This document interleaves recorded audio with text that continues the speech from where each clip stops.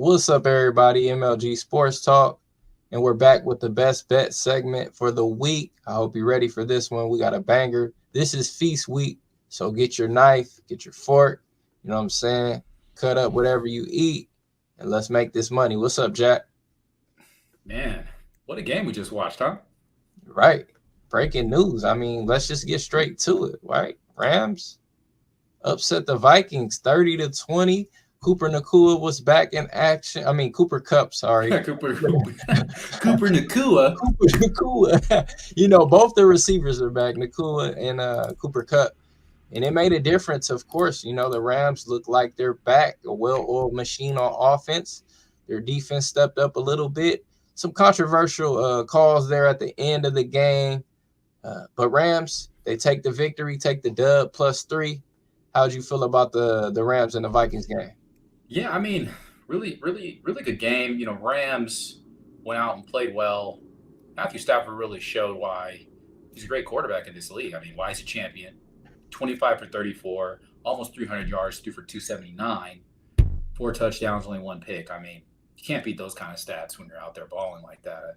The Vikings defense was playing on the back heels all night because of those decisions Matthew Stafford was making out there. And obviously him having his 2 great receivers back is why he was able to play, so smooth tonight. Puka Nakua, 100 yards, seven catches. I mean, you can't ask for anything more out of him. And Cooper Kupp, the legend he is, the Super Bowl MVP that he is, went out and did what he was supposed to do. I just know the Rams better not trade these guys. Let them play it out. I mean, they're not my pick to win at all, but at least let them play it out, see if they can get to the playoffs, see what kind of damage they can do. And then in the offseason, then they can look at the team and make some decisions, whatever they want to do. That's just my opinion. Yeah, I agree. What division they're in again? They're in the same division as the Niners, NFC, right? Yeah, there was the Niners. Yeah, they still got to play the Seahawks next week. Yeah, see, that's a big game. That's why they needed this win. It made sense. So, yeah, definitely, Rams still got a shot to make the playoffs. I like that their offense is back. Kyron Williams, the running back, he's a pretty good running back. As long as the O-line, holds everything at bay for Stafford, give him a little time to throw, this team can get back into contention. So they're a Super Bowl winning team for a reason. I know they miss Aaron Donald on the defensive end, but hey, he's retired. He's chilling, living his best life. But shout out to the Rams. He can still come back if he wants to.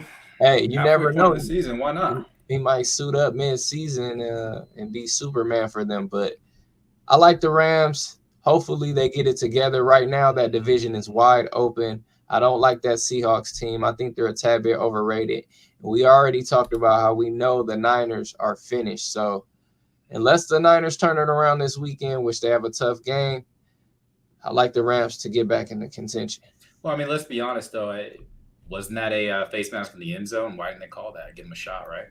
Yeah, definitely. But we know why. Because it was a lot of money on the Vikings tonight. They kind of had to let that one go, huh? I think that was one of the reasons why. But like you just said, Rams got a shot, and that division's wide open. That's wild to think. See, NFL, people got to realize it's a long season. It's a beginning, it's a middle, and it's the end. We're just now starting to get close to the middle of the season. So this is when things will pick up. This is when the teams that need to win to make the playoffs will win. So watch out for those teams coming up here. Yeah, that's Thursday night football for you. All right. Oh, before we go on that, you brought up the Niners. Yeah. So I know we talked about that they're kind of cooked. You don't think when Christian McCaffrey comes back, that's going to give him a shot? Or do you think he's kind of cooked too? Because anytime a running back has those kind of foot injuries, they kind of just go, even though he's super skilled. Is it the end of Christian McCaffrey? Yeah, I honestly think I wouldn't even bring him back this season just because of where they're at, and they're going to throw him right into the fire. You know what I'm saying? And yeah. It's kind of tough for a running back to get going. Like, they need that little preseason run. But this is the last year they have Debo, right? Yeah. So it's going to be some big changes in Frisco coming this season, going into next season. And who knows? They might even trade McCaffrey. We don't know. I wouldn't doubt it. I wouldn't put it past them. But I know they acquired him for pretty much a good deal. So they can try to keep him, but I don't see this team going anywhere in the future without a quarterback. I don't believe in Brock Purdy. I don't think he's a good quarterback. He was drafted Really? last for a reason. Yeah, I don't think Brock Purdy's that great because he's implemented into a system. You know what I'm saying? And without Debo, without Ayuk, he's not going to look that great the rest of this season. So You don't think Juwan Jennings can go out there and kill it with him? uh, It wasn't a one-hit wonder game. You don't think they could duplicate some of that a little bit? I think Juwan Jennings is a pretty good player. I'll take that back. He's a good player. So maybe he can do something with Juwan Jennings. But if McCaffrey's still out, I don't see this team going anywhere this season. Might as well look for next season and get everybody healthy and see what you could do. You think they can do something or what? No, I think they're cooked. I mean, I'm not a Niner guy. I'm not. I think there's too much going on. They lost that Super Bowl, and we know what happens. With Philly the year before, just came the chickens came home to roost. Yeah. Towards the end of that season, they were losing all those games, and really, in that wild card game. Whereas it's just happening a little bit earlier for the Niners. I don't see them. I don't see them making the playoffs. Yeah, I don't either. Well, let's talk about this big matchup we got here. This $1 billion series, and this is MLB, ladies and gentlemen. We got the Yankees facing off against the Los Angeles Dodgers. And if you don't know, these are two of the most historic baseball franchises. We can rewind all the way back to Babe Ruth. You got Jackie Robinson, all of these big-time players, Derek Jeter. This is going to be a great matchup. And I'm just going to tell you guys this was set up from the jump. 2 number 1 seeds. I call this the $1 billion series, and reasons being I did a little math. I won't go too deep into it, but right now the ticket prices, the lowest ticket price right now is $740 currently, and those are the nosebleed seats. So on average, if the ticket's around $2,000 average, it comes out to about $120 million just off ticket sales for one game alone. So this is a $1 billion series. Big money game. And I'm going to just break down game one. First off, I think the Yankees win the series. I'm going to explain right now because I think they have the pitching edge. Both of these lineups are stacked. You got Judge, Soto. You got, what's his name? Judge, Soto, Stanton. So it's going to be a ball. On the other end, you got Mookie Betts. You got Ohtani and Freeman. But Freeman's been a little banged up. Another reason why I like the Yankees in this series. I give them the pitching edge. Pretty much, this is a coin flip series. I wouldn't tell anybody to go risk their hard-earned $500 to $1,000. Like, I wouldn't even bet $1,000 on this series. This is just going to be fun to watch. But I do give the edge to the Yankees. I think Aaron Judge, this is his time. He has 58 home runs on the season. Yes, Ohtani has had a historic season as well. He's had 54 home runs on the season. So this is a toss-up. Game one, I got Yankees plus 105 to win this game due to simple fact, as I just explained, the pitching matchup. Flaherty for the Dodgers, he's not that great of a pitcher. I don't think he'll be able to go past 4 to 5 innings. So Garrett Cole, on the other hand, on the other side, he should be able to keep the Dodgers to a couple runs. So I like the Yankees with the plus price game one. And to win the series, take the Yankees. And I'm a LA guy. You know what I'm saying? I grew up in LA, and I'm picking against my team. That should tell you guys something. We like winning money over here. We don't bet with our hearts. We bet with our minds. So hopefully you learn that in this game. It'll take you a long way. You know what I'm saying, Jack? Hey, I agree with you 100%. I grew up near Dodger Stadium, so if I was just going off of, the spirit of the blue, I would definitely be going with them as a fan. But at the end of the day, where's the money going? We should always follow it, right? So just like you, I mean, in terms of the series, I don't see why the Yankees don't win it. They have the better team. Yeah. And right now, like you said, Ohtani's not pitching. Right. Kershaw's not there. Yes. They had Glass now. He's not pitching. They're missing a lot of their pitchers right now. So they're missing about 5 or 6 2 of them were their top pitchers. So Yankees are the healthier bullpen, healthier team. So I have to lean that way. But that's just the way I see it. I would not be surprised if the Dodgers won. I mean, who would? But shout out to my dad, big baseball fan, and these are 2 of his favorite teams. So I Oh, told he's him, loving it. yeah, one of them will win for him. You know what I'm saying? 100%. Hey, it's a win-win. Right. All right, let's go to it, man. Best bet segment. And last week, I believe I went 2-1. And this week, I'm going to do something a little different. I've been giving out straight NFL picks. I'm going to mix my college this week with my NFL. So my first bet I got here is UCF minus 120 on the money line. And I know they're facing off against an undefeated team, but why is UCF favorite here? So I looked more deeply into this and I'm like, why are the books telling me to bet on UCF? This doesn't make any sense. BYU 7-0 on the season. They haven't lost a game. But if you look deeper into it, BYU on the road in a spot where they just had a tough matchup against Oklahoma State. They went wire to wire to the end. UCF also had a tough matchup last week, went wire to wire, almost upset Iowa State. So I think them coming back home, they know they can beat a ranked team. They almost did it last week. I think they'll have some juice. I think the bounce house in Central Florida will be rocking. I'm going with Vegas on this one. Could be a trap, but it could be a trap the other way as well for taking the points with BYU. So I'm going with Vegas on this one. UCF is my first best bet. Next bet, I love this game here. This is a look-ahead game for me. I said A&M and LSU will keep rolling. They will face off against each other. Both of these teams, 3-0 in the SEC for LSU, 4-0 in the SEC for Texas A&M. I don't think anybody saw this coming, ladies and gentlemen. These are 2 of the top teams in the best conference.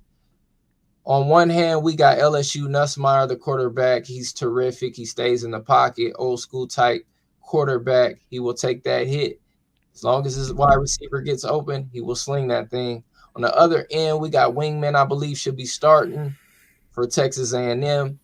And I like A&M in this game, reasons being they're at home, 12th man, College Stadium, and also they have the better defense.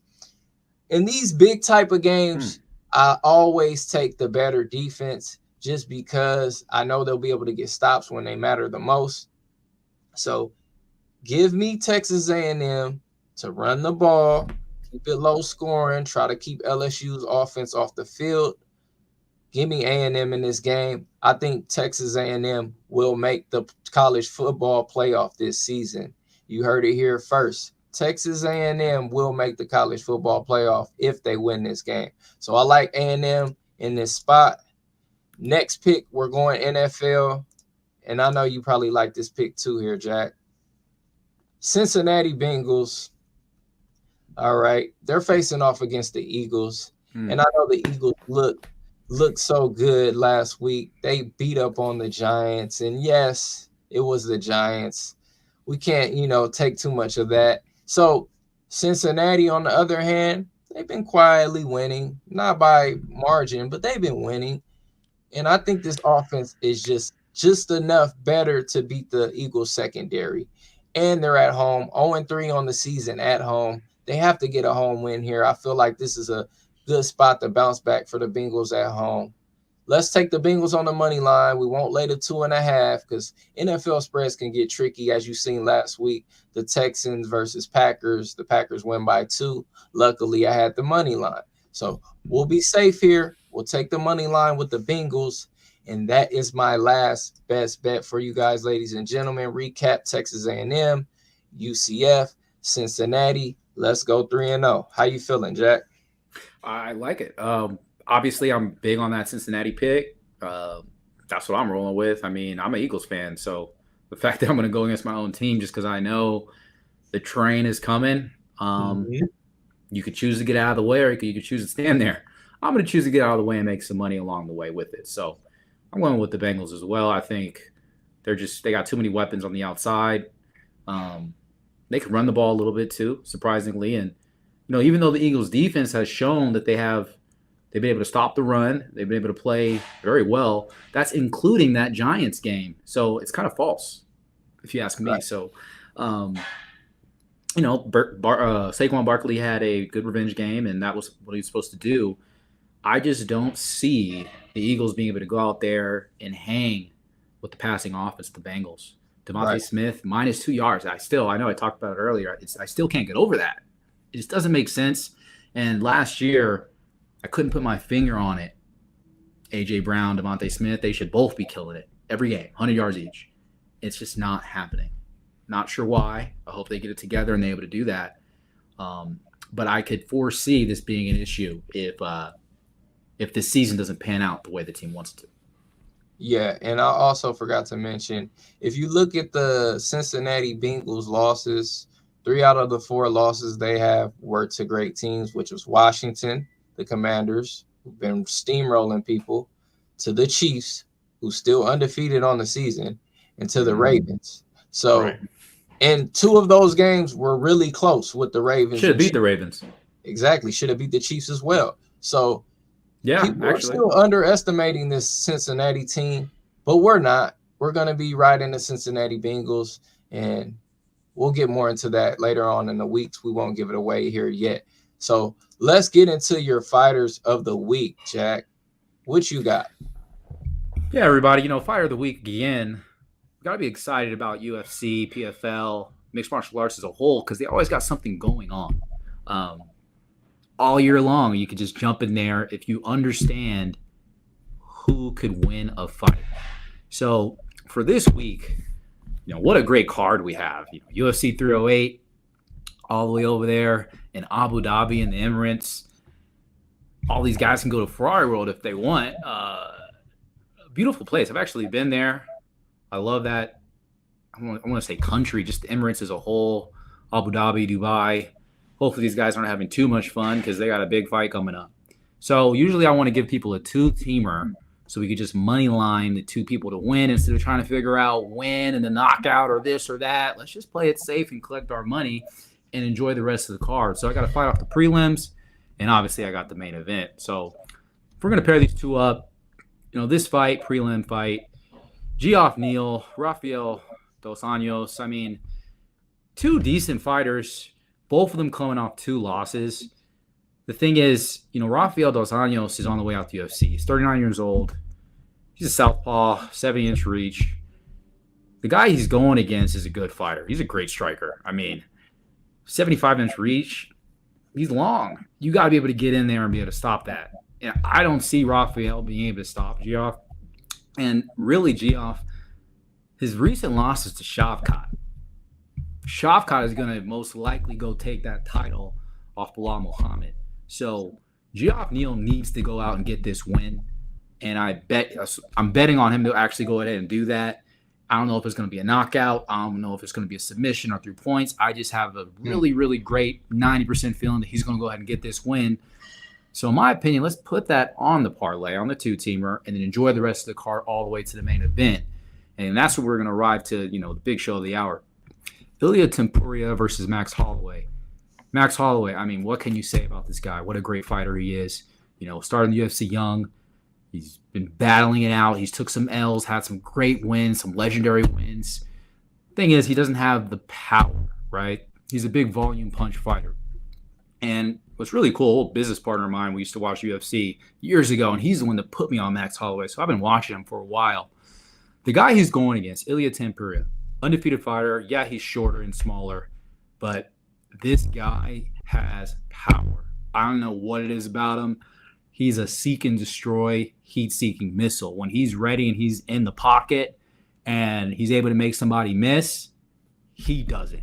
And he punishes his opponent, either with a little shot or that left hook. Now, Max Holloway's way to win this fight is he's just going to have to outlast him and outpoint him.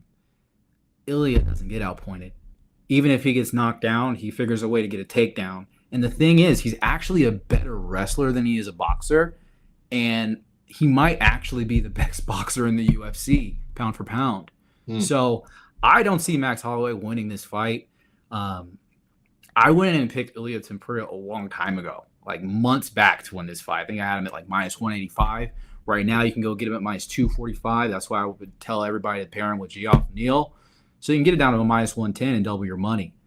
Don't try to figure out what other undefeated fighter is going to win or lose. Let's just take the ones that we know are going to win and enjoy the card so that we can live another day until next week, right? So that's my picks for you guys.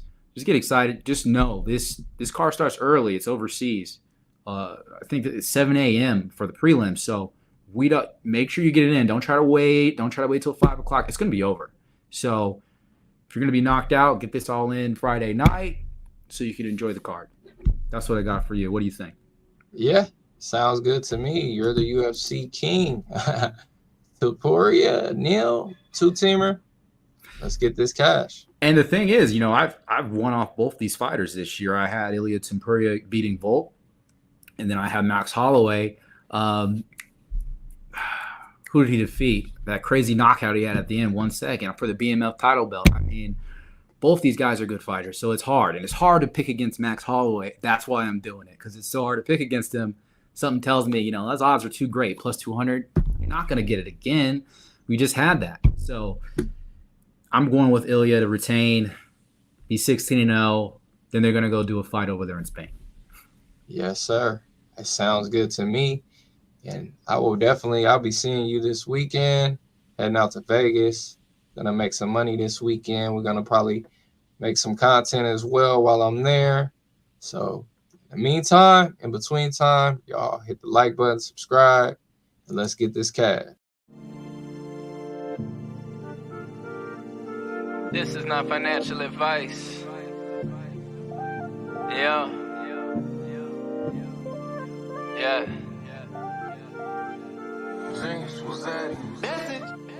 Nah, don't judge. Eat how you gonna eat, keep it legit. And please don't bother me, rather in advance. Or you hit the lottery, buy new commodities.